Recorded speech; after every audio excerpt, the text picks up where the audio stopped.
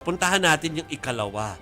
Ito juicy Bigla na lang 'to napag-usapan doon kasi akala ko yan na yung survey lang na ginawa nila.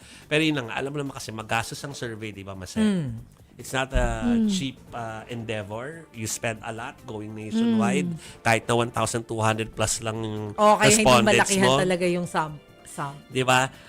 Pero parang siyempre, kakargahan mo na ng iba pa mga tanong. So, I think, kinarga nila yung isang tanong. Yun yung pangalawang tanong, storya ni Chiki about the race. Yung the possible race because isa pa lang naman nagdedeklara. Oo, isa pa lang nagdedeklara. So, pakinggan natin ang sinabi po ni Professor Ranjit. It's improved to the point that the gap between Mayor Lenny and the frontrunner, which is the vice president, at this point, has narrowed. Could be the consolidating of the vote of VP Lenny, the movement supporting her.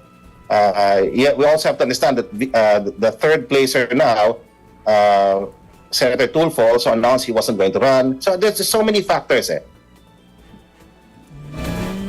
So yan po pagpupulso, pinapaliwalag lang natin na early. Sabihin hindi pa kasi sila deklarado rin naman. Isa pa lang nagde-declare VP Sara pa lang ang nag-announce So pwede pang mabago yan along Layo the way. pa. At syempre, sinasabi parang kaagan, may crisis yan na pinag-uusapan. Kasi ganun po, pag may nagdeklara na, kailangan na talaga siyang i-survey. Yes. Hindi yan po lang para sa atin, pero mostly because of the campaign teams, kaya po merong survey na ganyan. Ginagamit po ng campaign teams yan para makita nila kung sila mahina or malakas. At least as of now, kasi magbabago pa malayo pero diba, pa. tayong tatlo nag-anchor tayo ng election results, diba?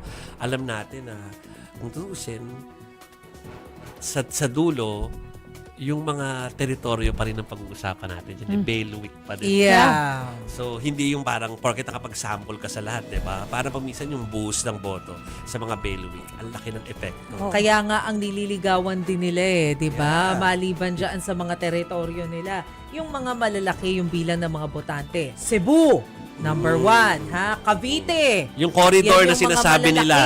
Oo. Yung newly discovered corridor, hindi naman newly discovered, matagal na naman, mga 2000s pa alam na malaki yung buhos ng doon sa corridor. Sa corridor na hindi ko lang maisip yung pangalan, pero yung corridor po na vote rich. Tapos usually, pag nililigawan nila yung mga yon, kinoconnect nila yung mga roots nila doon.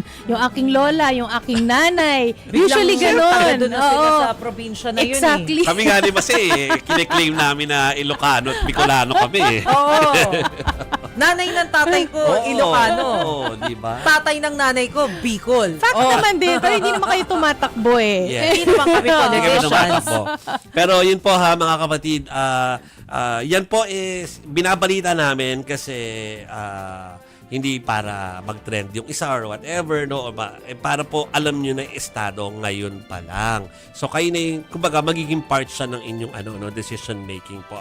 Hindi para po porket nananalo ng isa, parang doon na, or natatalo yung isa, hindi na kayo dyan. So, sinasabi namin yan kasi yan po ang magiging basihan ng mga campaign teams sila kung paano sila kikilos. So, alam nyo na kung merong binabanatan somewhere. So, alam nyo na po yun. Siyempre kapag nakikita, tumataas ang numero, kailangan gawa ng issue. Ganun naman yung mga ganun po style, yun. mga political strategies po. Minsan nila Trabaho alam. nila yan. Hindi natin nalalaman dito sa Metro Manila, pero binabanatan na pala doon sa Mindanao. Or binabanatan na pala doon sa corridor. Diba? Kasi iba, sinasabi lang walang saysay ang media. Ngayon daw sa mga ganyan kasi parang social media na. Hindi rin yung mga local natin doon nga lumalabas yung mga issues sa yung mga banat sa mga local natin stations. Kaya wag niyo pong babaliwalain yung mga lumalabas na survey. Yes. Kasi yan po ay hindi naman pang ma-mindset. Yan ay pwede nating gawing batayan kalaunan kapag pinag-aaralan na natin na, bakit biglang nagkaroon ng issue tong tao na to? Bakit may fake news bigla? Bakit may biglang fake news? Abay, pansinin nyo, baka tumataas kasi siya sa survey. So, kailangang siraan nung katabi niya para umangat. May mga ganyan kasi silang style. Kaya po ipinipresenta rin sa public Naku, yung mga numero na yan. dapat alam din kung fake news. Yung iba kasi kahit fake news naniniwala naman, tuluyang nasisira yung candidate.